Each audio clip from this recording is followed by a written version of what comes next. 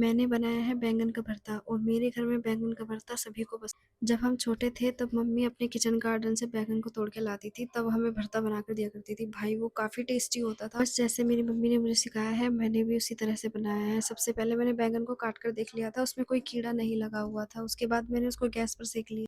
जब वो अच्छे से भुन गया उसके साथ साथ मैंने टमाटर का पेस्ट और प्याज का पेस्ट भी तैयार कर लिया। उसमें मैंने गार्लिक भी ऐड की थी। बैंगन भी भुनकर तैयार हो चुका था। उसके पहले मैंने छिलके उतारे और उसको अच्छे से मैश कर लिया। कढ़ाई में ऑयल डालकर जीरा डाला। सबसे पहले मैंने प्याज का पेस्ट डाला, उसको अच्छे से भुना। उसके बाद मैंने टमाटर का पेस्ट डाला। उसको भुनने के बाद मैंने घर के बेसिक मसाले नमक, मिर्च, हल्दी, धनिया पाउडर, मसाला सब कुछ ऐड करके बैंगन को ऐड किया और उसको अच्छे से मिक्स किया। खाने में काफ़ी टेस्टी बना था। एक बार आप भी इसको ट्राई करना। आज के लिए इतना ही, बाय।